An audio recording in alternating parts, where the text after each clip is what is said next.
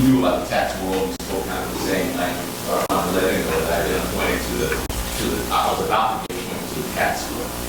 And after I called him that, his response was, he said, okay, well, you worked at the IRS, where you made the forms and regulations more complicated, and then you worked at the Senate Finance Committee and the Treasury Department, where you worked on legislation and made the tax legislation incomprehensible. He said, maybe now you'll have a job where the family won't be ashamed of it. Something like encouraging, loving words. 41 years ago, I was at Swarthmore College, and I was a freshman at Swarthmore College, and I was struggling, and about to be thrown out of school. And what I'd like to talk about today is what happened during those 16 years between the time I was a freshman in college at Swarthmore and the time that I was appointed nominated to serve on the tax board. I went to a very large public high school in Northern California, and I did well there. I was on the debate team and graduated near the top of my class. I decided to come to Swarthmore. I had a brother who went to Hannaford. I didn't know anything else about Swarthmore. But when I got there, I was surprised because it was very different than any place I lived. Swarthmore, those of you who have been there, it's 20 miles west of here, and it's a 425-acre idyllic survivor environment. It's an arboretum maintained by the Scout Paper Company. So all the plants and all the trees have fancy little signs on them with the Latin name of the plant. And more importantly, the students were all students who had primarily students who had in private school. Some of them had in the boarding school. And I soon found out that I was very behind in terms of my ability to keep up with the intensity of the class and the amount of reading on the syllabus. So by November, by this time in my freshman year, I was struggling. And in addition to that, I had been involved in a series of transactions. We probably have some criminal law students out here. I've been involved in some illegal property transactions. Tax attorneys might call them involuntary conversions. and unfortunately, I recognize the short-term loss, but I also recognize the long-term. Because I was suspended for one semester, and I had to figure out what I was going to do during that one semester. And I decided that I was going to continue my education, and this is the place where I continue my education, the university. Now, what my resume doesn't say, it says that I have a JD, it says that I have a BA and an LLM, but it doesn't tell you about my GGM. What is that? Well, that's what I got here, the certificate. In grit, grind, and moxie. That's where I got my groove at, right here at Temple University. Because when I left Swarthmore, I felt as if I had been hit by a bus. When I got here, I actually got hit by a bus. I was on Market Street. It was a Friday. I made class. I went to Sound of the Market record store. I left the record store. I was going to visit my sweetheart in Swarthmore. Market Street, back in those days, there was a lane of traffic going this way. And there was a sidewalk for the buses, a bus lane. Then there was another lane of traffic going this way. Then there were two lanes of traffic going in the opposite direction. I left the Sound of Market record store. I looked to my left. I stepped on the sidewalk. I looked to my right. I stepped out, and then I immediately got hit by a bus. Now, when I landed, the first thing I heard are words that you never want to hear. First thing I heard was, "Oh, he's dead."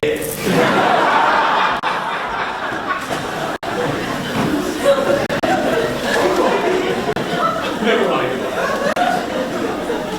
So, the next thing I heard was somebody, and saw someone walk by, threw a pamphlet on me, and God has saved your life. I immediately tried to get up. And I fell back down. When I opened my eyes, there were 20 pairs of white legs around me. And I'm lying there thinking, which one of those guys is telling the truth? Was I dead? Or did God just save my life? I've been hit by a bus carrying nurses. That accounts for the white legs and white shoes. And all I heard was the guy in the background saying, the bus driver saying, "He just jumped out in front of me. I didn't see the guy. He just jumped out in front of me." The ambulance came to me to Thomas Jefferson Hospital. I was severely bruised up, but I had no broken bones. And I remember as I sat on the hospital bed and they gave me a phone, and I called my girlfriend in Swanthorne, and I told her, "Baby, I'm going to be a little late. I'm in the hospital. I just got hit by a bus." And she said, "Quit playing.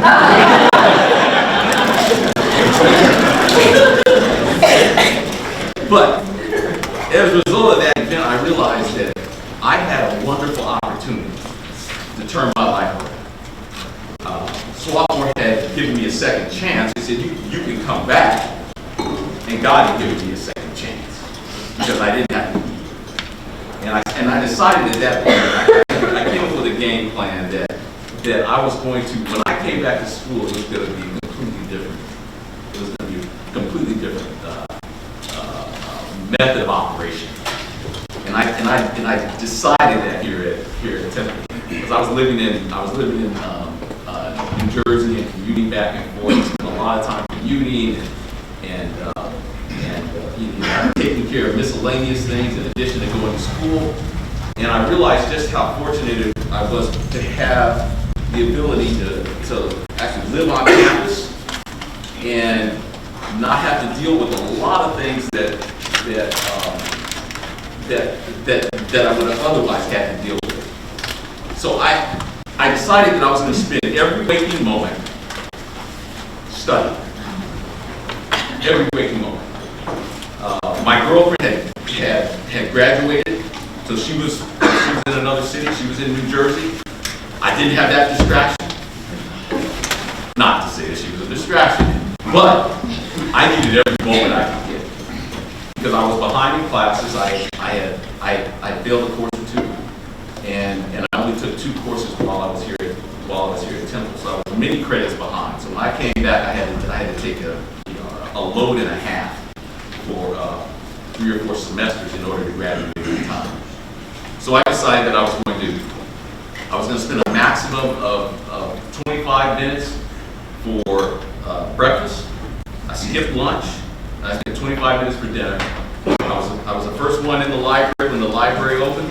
I was very efficient, and I did a syllabus. I read everything on the syllabus. I read all the optional readings. I read everything that they assigned me, and I devoted all of my time to study. Then the library closed at 6 o'clock. It's 6 o'clock on Saturdays, so I got a job putting in light bulbs in the library on Saturdays, so I could have heat. I could go around. I had 15 minutes where I put the light bulbs in. The rest of the time, I was studying. And I remember leaving the library at midnight on Saturdays and seeing the fraternity guys, stumble home drunk. And I was thinking to myself, oh yeah, I got you guys. I've been studying for the last 6 hours. And it paid off. I did really well when I came back. I didn't make a lot of friends because I was a recluse. I stuck to myself. I was all about the business. And and I had a system to make it work. I don't recommend that for everybody, but it worked for me. It was what I had to do in order to accomplish what I wanted to accomplish. So Temple has a very special place in my heart because it was here that I recovered and came up with a plan to kind of conquer the world, and starting with returning to Swarthmore and doing what I needed to do there. Now, when I returned to Swarthmore, a couple of people really had an impact on me. I had a professor in the African American History Department who was, she taught ex-slave narratives and wars, African American history in general, but she was amazing. I remember the first day of class when she walked in, and she had a short afro, dangling, long dangling earrings, and she wore African garb, and she just had a sense of command. She was direct, she was uncompromising, she was militant, she was fiery, and she was intent on reforming the system and changing the system and fighting the power. And I just loved going to those classes and just kind of eating that up. And she really infused in me a passion for looking at my areas of discipline, which were political science and economics, and really trying to find a way to use the theories that I had studied there in a way that benefited the communities that I really cared about.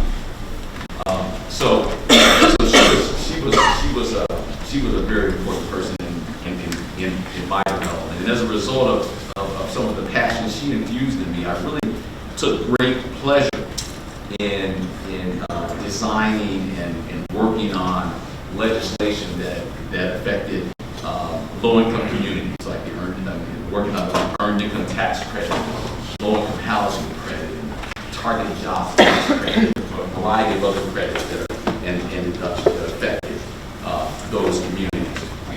I also met a political science professor. In fact, this is a gentleman who taught a class, a macroeconomic policy class, that I took in my sophomore year.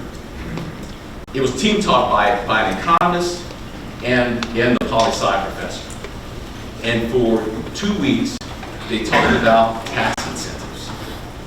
And that section of the class started off with the economist coming up and going to the board and putting up all these graphs and charts to indicate how tax incentives affected the demand and supply of labor and capital. And he would go on and on and on, and I was bored stiff. Then the political science professor came up, and he had his turn to talk about tax policy. And it amazed me, because he began to talk about how through tax policy, the government can induce certain types of behavior. It can provide income support. It can provide investment incentives. It can redistribute wealth, or it can preserve wealth. It can reward certain constituencies and punish other constituencies. And in essence, I discovered that the tax system was the nexus between the political and the economic regimes. And that fascinated me. Then on top of that, for several days they talked about enterprise zones. And at this time, enterprise zones were, there was no federal program. There were bills that had been passed. Every year it was in the budget of the president. Ronald Reagan was proposing it every year. The Senate was passing the bill every year, but it never emerged out of the House. So as a result, there was never a bill for the president to sign. The reason why it never emerged out of the House is that the chairman of the Ways and Means Committee was adamantly against it. Just illustration that in the House, the chairman of the Ways and Means Committee plays a very important role. So But nevertheless, it was, we studied it and we learned about it. And for the first time, I could see how all of my interests were put together. Because in enterprise zones, it was really an amalgam of all of the things that I was studying and really cared about. I was majoring in economics and political science, and I had a minor in black studies and public policy. Enterprise zones combined all of those. So after that class, I went and told that poli-sci professor, I said, look, I want to be a tax attorney. And I didn't know anything about how to do it. But I knew that that was something that really interested me. And fortunately, this professor he was formerly a businessman. And he had just started teaching political science a couple of years before he started teaching that course. He had spent most of his career in business. He sold out when he was in his 30s, and then he went back to graduate school, got his PhD, and then started teaching poli-sci. So he knew a lot more about business, I think, than he knew about political science at the time. And I was able to leverage that because he was able to explain to me what I needed to do in order to be a successful tax attorney. It just so happened that when he was in business, his tax attorney was an individual who was later appointed to the tax court, who I later served with. And when this individual went to the tax court, his new attorney was Marty Ginsburg. Many of you, the tax people know who Marty Ginsburg is, but those of you who aren't tax people know who Ruth Bader Ginsburg is, Marty Ginsburg's wife. So that became his new attorney. And so when I went and told him I wanted to be a tax attorney, he said, well, read my case. And I happened to have a tax court case. So here I am, 19 years old, reading these tax court cases, and I'm reading about the assignment of income doctrine in Section 61, and he had set up this consulting corporation, and the IRS was attributing the income directly to him rather than the corporation. And the tax court got reversed, Second Circuit reversed and remanded, and they said that they should have looked at Section 482. And so I'm reading about these 482 cases and things, and little did I know that 25 years later, I'd be knee-deep in Section 482 in dealing with cases like Veritas and Xilinx and transfer tax cases. But I had my first exposure when I was 19 years old. More importantly, he helped me to kind of navigate the path that I needed to navigate in order to become a successful tax attorney.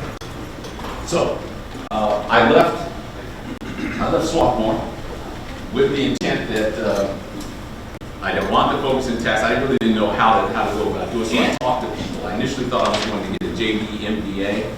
I talked to people who were actually doing tax, and they said, well, you don't really get an MBA unless you want to learn about finance, you want to learn about accounting, you want to learn about marketing, and I had no interest in any of that. All I wanted was tax. So I said, well, if you just want tax, there's this thing called an LLM. It's just tax. That's what I want. So when I left college, I knew that I was going to leave law school and get an LLM. So I went to law school, and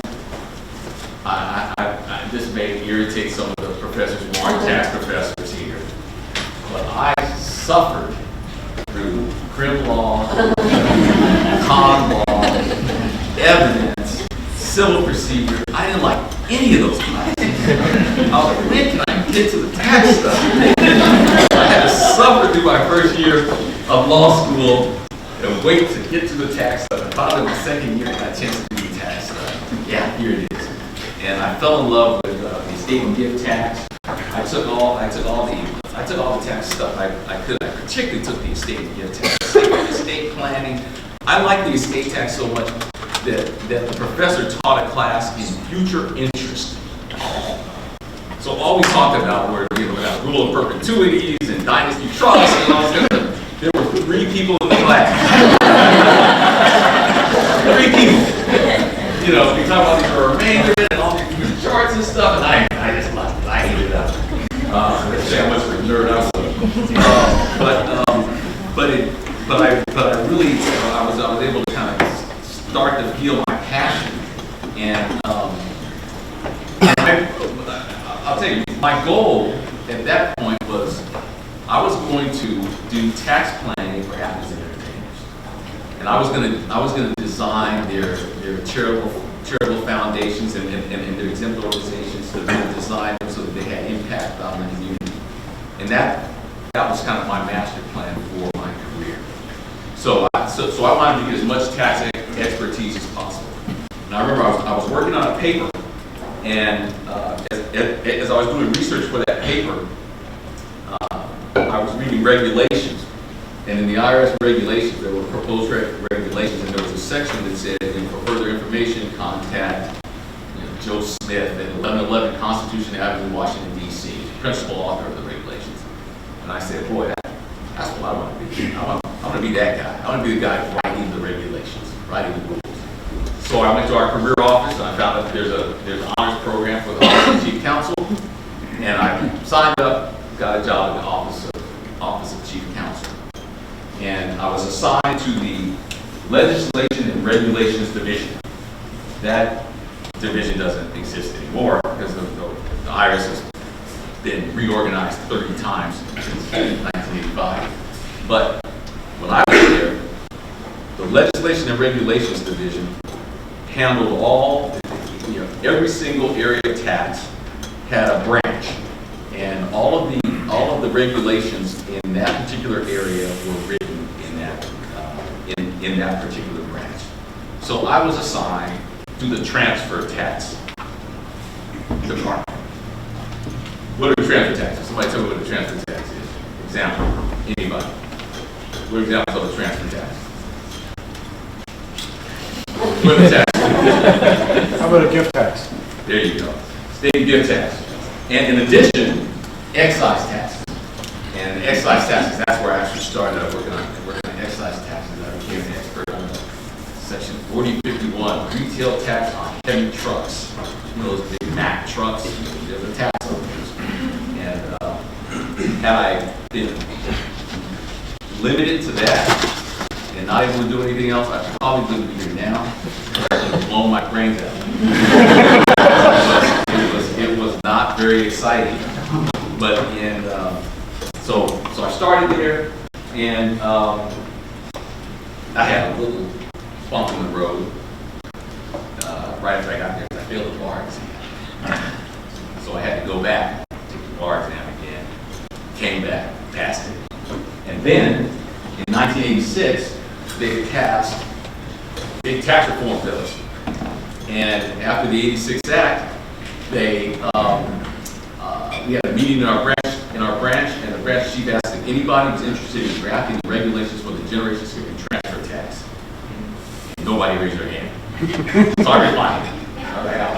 I knew nothing about the generation skipping transfer taxes, and even though I took a ton of state tax classes, generation skipping transfer taxes said that's something you'll learn later. You don't even know that. Well, now I needed to know it. But it was a wonderful blessing because I became the guy in the generation transfer tax area. I was working on the rules and designing the rules and became an expert in that particular area. But in addition, it exposed me to something else because I was in the Legislation and Regulations Division. So in addition to working on regulations, I worked on legislation. So when the folks on Capitol Hill were designing legislation that affected my particular area, and after a large tax bill, there's always a lot of work done on technical corrections. There are a lot of mistakes. So there were a lot of mistakes in a lot of problems in the generation transfer tax area. So I was going up to the Hill all the time to sit in on drafting sessions. And drafting sessions are an amazing thing, especially if you're a tax nerd. If you're a tax nerd who goes to a drafting session, it's like, it's a beautiful thing. you go into this little room, and there's a rectangular table, and around that table are all these tax nerds.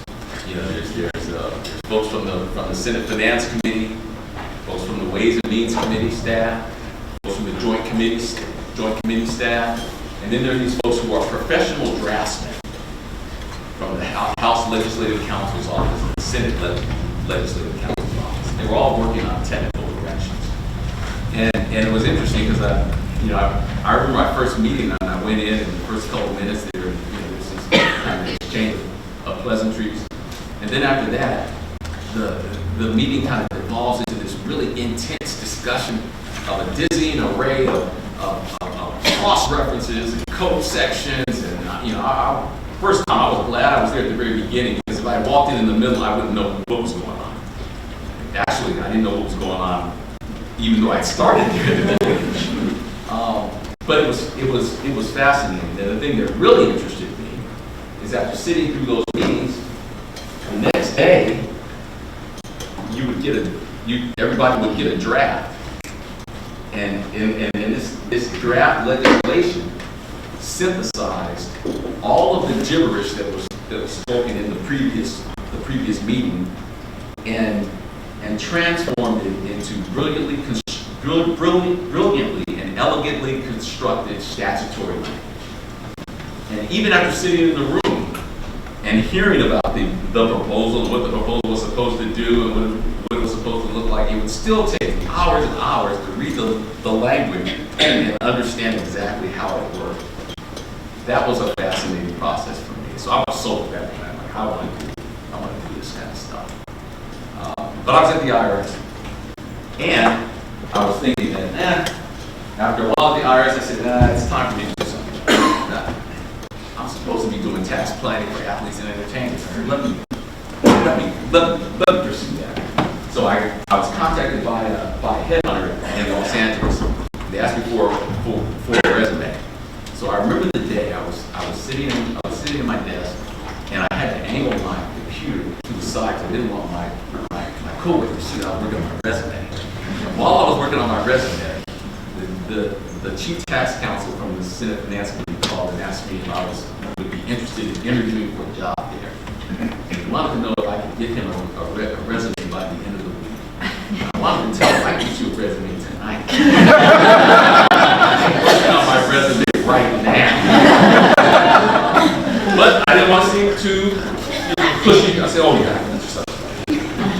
So I ended up going to the Senate Finance Committee, where I worked for Lloyd Benson, who was chairman of the Senate Finance Committee, senior senator from Texas. And when I got there, the other tax councils already had their areas of jurisdiction. There was one guy who did just corporate and international. There was another individual who did all the employee benefits, taxes and bonds. And there was another individual who did all of the energy tax incentives.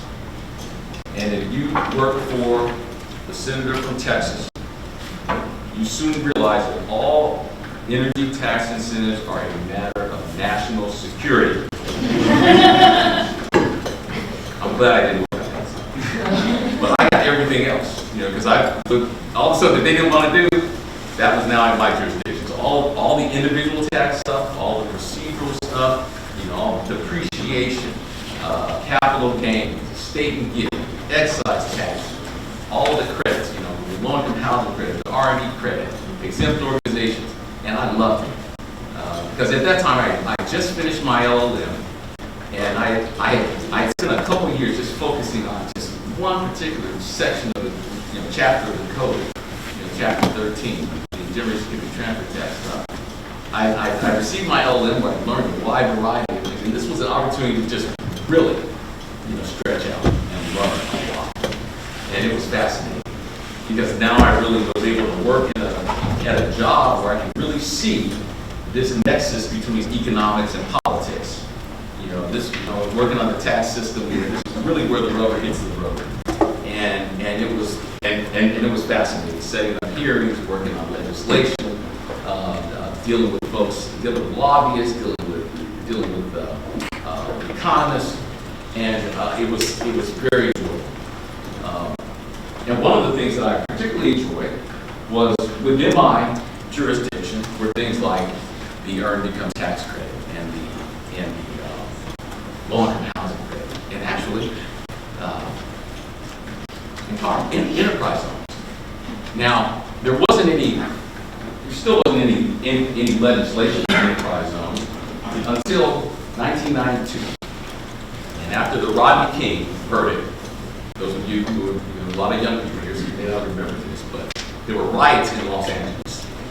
And after the riots, people were killed, lots of property damage, fires, and in response to that, the leaders, the political leaders from Los Angeles, the mayor, came out and met with the leaders in Washington, the president and the head of the tax writing committees and the appropriations committee. And they emerged with a plan. And their plan was enterprise zones. So I was the enterprise zone guy. So I was sent out to meet with the mayor and the mayor's staff and to tour Los Angeles and to come up with information so that I could come back and work on the enterprise zone bill. Now you think tax law is boring and unexciting, but I was out there. I was meeting with gang members. I was meeting with small businessmen to figure out what they needed, and I'll tell you, it was very sobering when I came back, because I realized that the tax incentives were going to have a very small, minimal effect on how these businesses operate, because the problems that they were dealing with were so big. But it was very, very interesting. The bill that we actually put together never made it into law, but later that year, there was an election, and Bill Clinton won the election, and my boss was his first cabinet pick as Treasury Secretary.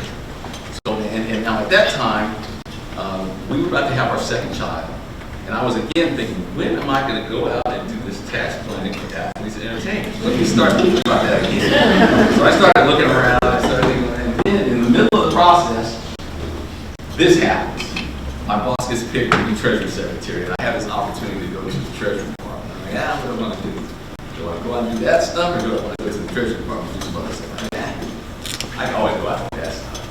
So I went to the Treasury Department, and I had no interest in doing regulations or doing anything relating to regulations. I was burnout regulations and dealing with the General Security Transfer Test. I didn't really want to see the General Security Transfer Test or any other regulations for a while.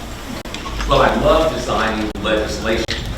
So they created this job called the Deputy Tax Legislative Counsel for legislation. And that's all I did.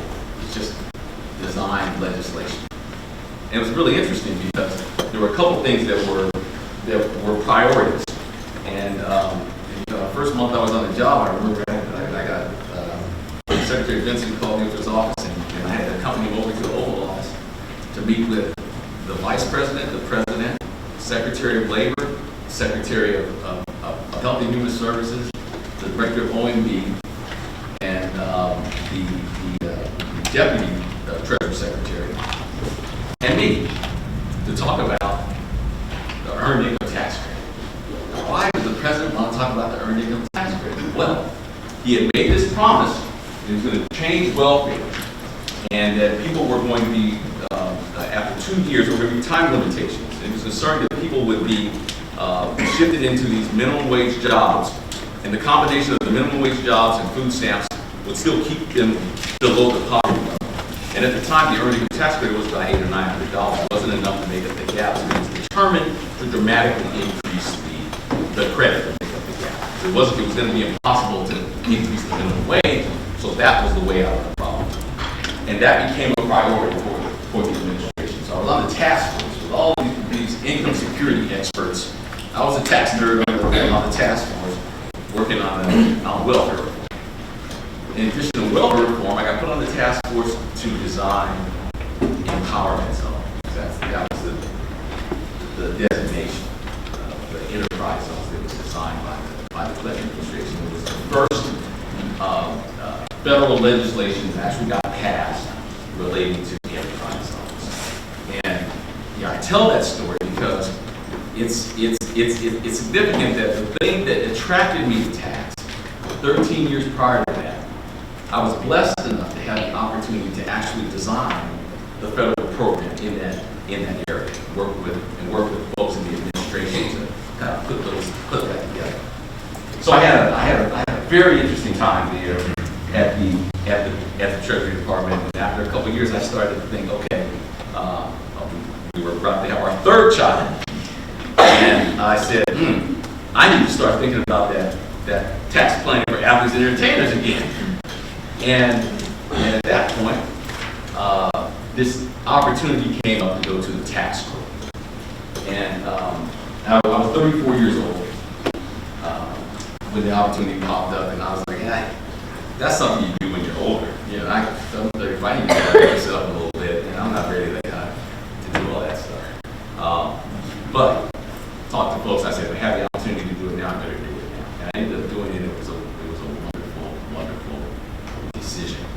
But I remember talking to my, before I did it, I was talking to my son, and I was trying to explain to my son what I did. And we were visiting a friend of mine who was a surgeon. And I explained to my son that, I'm a tax attorney, and I work on all this very interesting stuff, and taxes, we collect revenue, taxes pay for the salaries of people in museums and things like that, take care of the roads, and put together rules. Like we have rules at home, and so we're driving to visit my friend, and my son's kind of nodding. He's like, I don't know if he's paying attention or not. I think he's taking close to it. We get to the guy's house. My son gets out, and my wife says, tell him what Daddy does. And he says, my dad is a taxi driver. So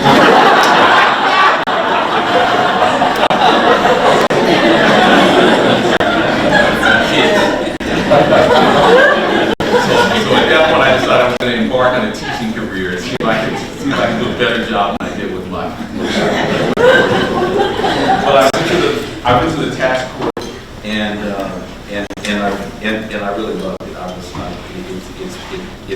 It's really been a blessing to work at the tax court. I've been there for 24 years now, and the tax court is the primary court for resolving tax disputes. About 95% of all civil tax cases come to the tax court. We may like to think that the reason why they come to the tax court is because we have all the tax experts on the court. But I think the main reason why people come to the tax court is it's the only forum that you can argue your tax dispute without paying the tax in advance. If you go to district court or the claims court, you have to pay the tax, then you have to sue for a refund. But in tax court, you can come to the tax court right away without paying the tax in advance. So we have courthouses in 74 different cities throughout the United States, and 80% of our petitioners are pro se. So we are truly the people's court. We handle everything from businesses, a businessman or woman challenging the denial of their deduction for mileage expenses to multi-billion-dollar international tax cases. So it's the whole range. And it's very, very interesting, fascinating work. And for a tax nerd, it is just great. Love it. Now, the tax court is it's a wonderful, wonderful place to work. And I kind of laid out my whole career for you because I wanted you to be able to understand just how important it is to be prepared and to take advantage of every single opportunity. And also the importance of being able to withstand some bumps in the road, because there are inevitably going to be bumps in the road. Now, I remember my father used to always emphasize to me that there are two critical things you have to have to survive in life. You have to have a relationship with the Lord, and you have to have an education. And education is critical. So all of you know about that when you're getting an education. And I understand that the fact that my father told me those things has always kind of resonated with me. And he used to tell a story that really left scars on me. And I'll tell you the story, and it may scar you too. So he was from a family of 13, and when he was 9 years old, he was given the right to drive the family's mode of transportation, which was a mule and wagon. So before he went to school in the morning, 9 years old now, before he went to school in the morning, he had to take a mule and wagon around the neighborhood to pick up scraps. You know, they had garbage disposals and all that kind of stuff. So he'd pick up scraps, garbage, and then he would take it out to slaughter the hogs. And then he'd go to school. So you can imagine every time you complained about a chore, my dad would try out the mule story. But the part of the story that really traumatized me was he told me that he spent so much time behind the mule that he could look at the mule's tail, and if the mule raised his tail, he could determine what kind of business the mule was going to do. Now that just grossed me out. And I just, for me, it was kind of symbolic though of the life you might have to live if you don't follow through on your education. You're sitting back there, you're looking at the back of a mule, waiting and anticipating to be dumped on. So I was determined to get an education. Well, I've been very fortunate. I've been very blessed, and I work in Washington D.C. and every single day when I go to Washington, when I go to my office, I take the same route. I'm a man of routines. I like routines. I like systems. It kind of simplifies my life. So I take the same route. I go down Independence Avenue, and as I drive down Independence Avenue, the first thing I see, the first monument I see on my left is the Lincoln Memorial. And I think about Lincoln, I think about the decisions that he made that had a dramatic impact on my great-great-grandparents and had a dramatic impact on ultimately my life. And I think about his decisive leadership to a divided country. I drive a little further, and on the right, I see the Martin Luther King Memorial. And I think about his short life, but his long, enduring legacy, the sacrifices that he made that had a direct impact on my life and my ability to pursue my dream. Then I go a little further. I see the Washington Monument, and I think about the foundational principles upon which this country was founded: principles of justice, fairness, equal opportunity, and both inspirational principles and aspirational principles. And then beyond the Washington Monument, I can see the African American Museum, which is not just a museum for African Americans. It's an American museum because it tells a story, a critical story about America. And I think about my history that is, and folks who have impacted my life, whose lives and artifacts are all in that building. And then I finally get to the task force. And I'm thankful that I'm able to work there with more than 200 other people who are similarly committed to justice, administering justice, and focused on doing the right thing. And I thank God that I've been blessed with those opportunities. And I thank God for a couple of other things. I thank Him that there are no mules at the U.S. Tax Court. And I also thank Him that I'm really not a taxi driver. Because with Uber and Lyft, I probably would be out of business. It's been a pleasure talking to you.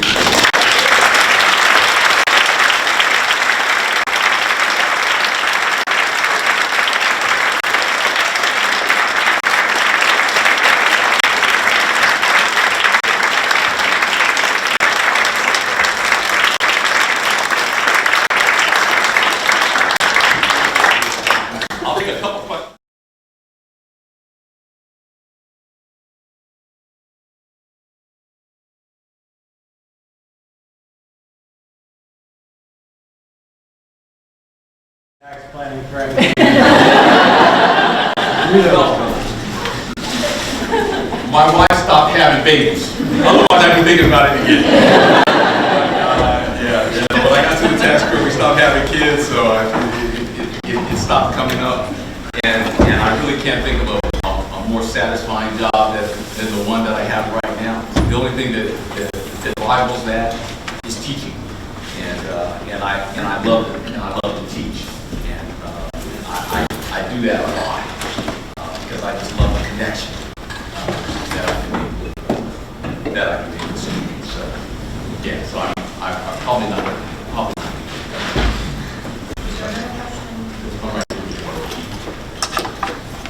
So what advice do you have for students that are trying to make sense of the tax codes in class? Something that is not so straightforward as you It's really a function of time. You really just have to spend time in the code.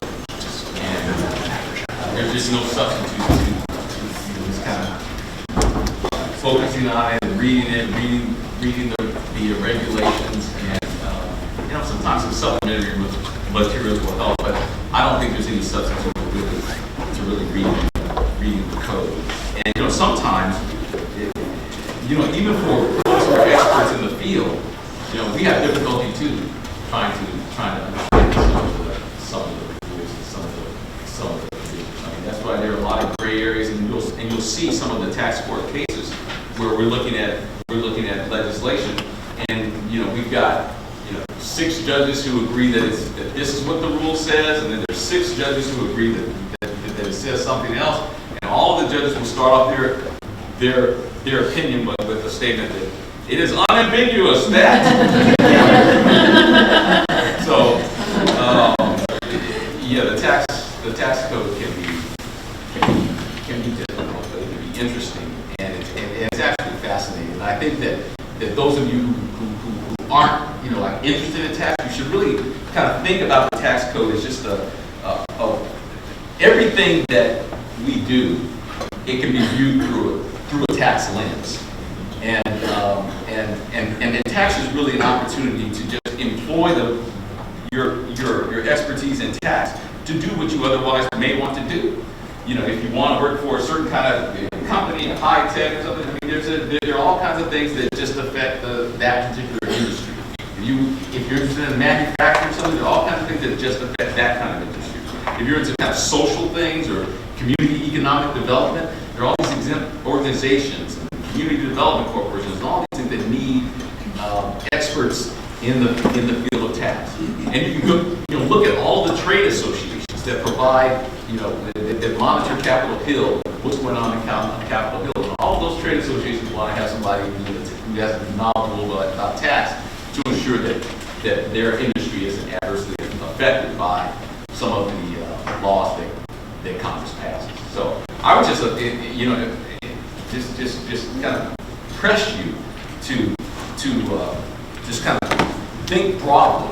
I mean, I didn't get into tax because I was some kind of numbers cruncher or an accountant or anything like that. I got into it because I could see it from a policy standpoint, and I could see how you could accomplish things through the tax system that you couldn't do otherwise, because political and budget realities have really limited the ability for politicians to address social and economic issues through the direct expenditure process.